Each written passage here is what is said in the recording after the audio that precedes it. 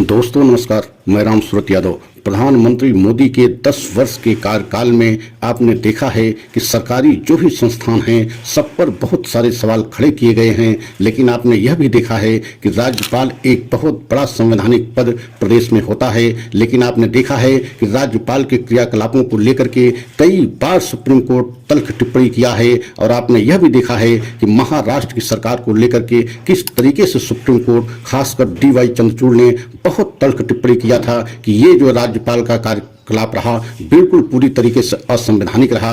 और आपने देखा भी है कि बार बार राज्यपाल के क्रियाकलापों को लेकर के याचिकाएं सुप्रीम कोर्ट में पहुंच रही हैं। और एक तरीके से विपक्ष की सरकारें जिस जिस प्रदेश में हैं वहां के राज्यपाल के क्रियाकलापों को लेकर के बहुत सारी शिकायतें हैं। और अभी अभी जो है एक ताजा मामला बीबी जस्टिस नागरत्ना के जो है कोर्ट से आया है। उन्होंने बहुत तल्ख टिप्पणी करते हुए राज्यपाल के क्रियाकलापों पर सवाल उठाया है और कहा है कि जो विपक्ष की सरकारें हैं, जिन प्रदेशों में विपक्ष की सरकारें हैं वहां से यही शिकायतें आ रही हैं कि राज्यपाल जो है बहुत सारे बिल को, बहुत सारे विधेयक को लटका कर रखते हैं, उन पर जो है सही समय पर फैसला नहीं लेते हैं। तो क्या वहां के राज्यपाल एक तरीके से विपक्ष की जहां सरकारें हैं, जिन प्रदेशों में विपक्ष की सरकार है वहां के राज्यपाल क्या एक बीजेपी या भाजपा के एजेंट के रूप में काम कर रहे हैं? यही टिप्पणी जो है बीबी नागरत्ना ने, जस्टिस नागरत्ना ने बहुत बड़ी टिप्पणी बीजेपी पर किया है। और खासकर बीजेपी की सरकार पर 10 वर्ष में इस तरीके के बहुत सारे मामले सुप्रीम कोर्ट में पहुंचे हैं।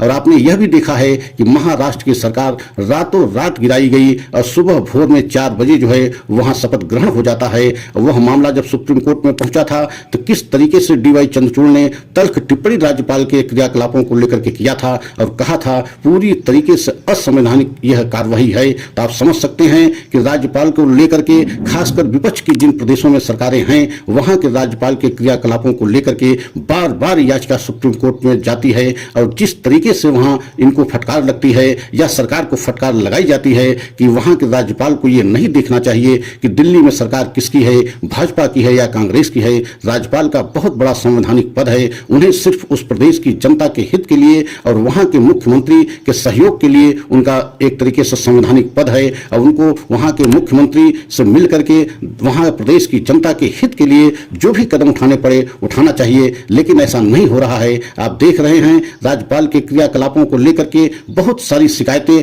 खासकर जहां पर विपक्ष की सरकार है वहां से आए दिन आ रही है। और एक तरीके से यही आरोप लगाया जा रहा है विपक्ष की तरफ से कि राज्यपाल पूरी तरीके से जो है बीजेपी एजेंट के रूप में काम कर रहे हैं। और आपने देखा भी है महाराष्ट्र को लेकर के या अन्य किसी भी प्रदेश में जहां विपक्ष की सरकारें चल रही हैं वहां से बहुत सारी ऐसे जो है खबरें आ रही हैं खासकर राज्यपाल को लेकर के। अब उसी राज्यपाल के क्रियाकलापों पर ताजा टिप्पणी करते हुए बीबी नागरत्ना ने बहुत सख्त लहजे में कहा है ये बहुत शर्मिंदगी की बात है कि हम राज्यपाल को ये बताएं कि क्या आपको करना है, क्या आपको नहीं करना है। मतलब आप सोच नहीं सकते हैं इतनी तल्ख टिप्पणी बीबी नागरत्ना जस्टिस ने किया है कि ये राज्यपाल एक बहुत बड़ा संवैधानिक प्रदेश का पद होता है और उनकी जिम्मेदारी होती है कि जनता के हित के लिए वह जो है वहां की सरकार से मिल करके काम करें। लेकिन ऐसा नहीं हो रहा है। 10 वर्ष में आपने देखा है कि कई प्रदेशों में जहां विपक्ष की सरकार है वहां से राज्यपाल के क्रियाकलापों पे बहुत सारे सवाल उठाए गए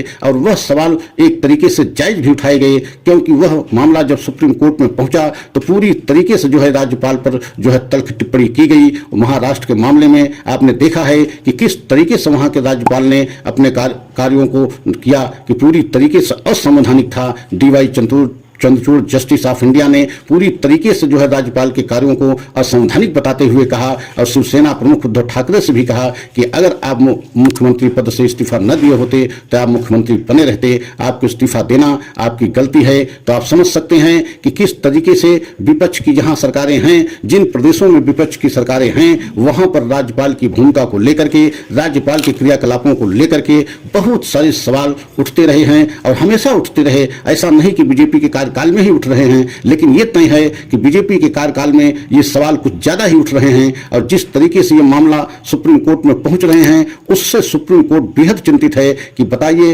इतना बड़ा संवैधानिक पद राज्यपाल के क्रियाकलापों को लेकर के बार बार याचिकाएं सुप्रीम कोर्ट में आ रही हैं। हम अब इनको क्या आदेश दें कि क्या ये काम करें, क्या काम न करें। मतलब अब इतने बड़े पद को भी यहीं से एक गाइडलाइन करना पड़ेगा, मतलब सुप्रीम कोर्ट से। तो आप समझ सकते हैं कितनी बड़ी तल्ख टिप्पणी सुप्रीम कोर्ट ने किया है। और ये पहली बार नहीं है, बार बार सुप्रीम कोर्ट को राज्यपाल के क्रियाकलापों पर जो है तल्ख टिप्पणी करनी पड़ी है। लेकिन इसके बावजूद जो है जिन प्रदेशों में विपक्ष की सरकारें हैं वहां के राज्यपाल के एक तरीके से कार्यों को लेकर के बहुत सारे सवाल उठते रहे और पूरी तरीके से जो आरोप लगाए जाते रहे कि बीजेपी के एजेंट के रूप में काम कर रहे हैं, तो कहीं न कहीं उसमें कुछ न कुछ तो सच्चाई है। अगर सच्चाई न होती, राज्यपाल अपनी भूमिका को सही तरह से जो है निर्वहन करते, तो ऐसा मामला कतई नहीं आता कि उनके जो है क्रियाकलापों को लेकर के याचिकाएं सुप्रीम कोर्ट में पहुंचती, और पहुंचती भी तो वहां भी जो है उस पर कोई तल्ख टिप्पणी न की जाती। लेकिन आप देख रहे हैं कि राज्यपाल के क्रियाकलापों को लेकर के